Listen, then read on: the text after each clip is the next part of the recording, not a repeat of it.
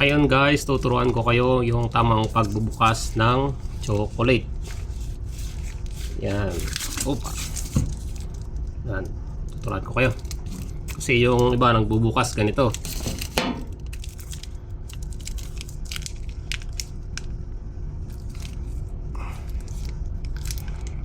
Yan, matibay yung gilid niya. Ganito lang yan mga idol. Yung tamang pagbubukas. Yan, buksan natin tong Milka, kahit anong chocolate. Yan, dito yan sa mga pagitan. Yan, dito sa pagitan niya. Dito yung weakness niya. Yung pinakamahinang bagay. Pag dito, matigas siya dito sa gilid. Napakatigas. Ang hirap buksan. Ito, gawin nyo. Hilahin nyo lang. Yan. Yan o, bumuka na ng kaunti. Tapos pag bumuka na yan,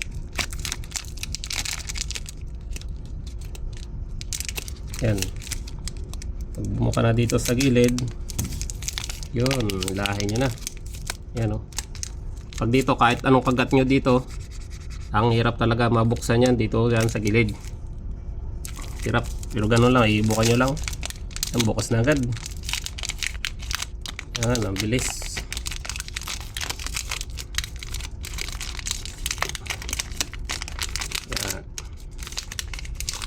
Yan o.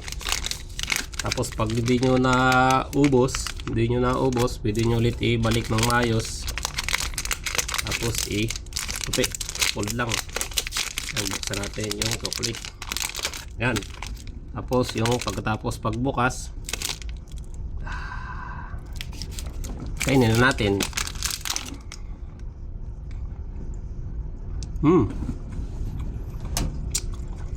Sarap.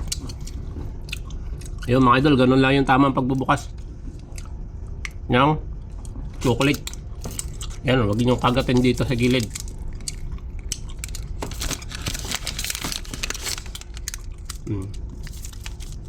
Dito lang. Kasawakan nyo lang dito. Bubuka na yan. Yun lang. Enjoyin muna natin to. Biyahe na kami. Ayun. Yan. Papunta kami ng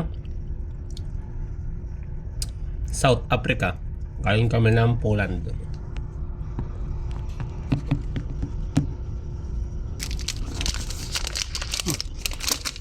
Sarap.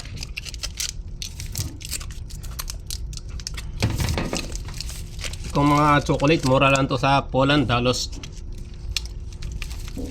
sa kanila, sa pera natin, mga wala pang 50 pesos yung isang bar ng Milka.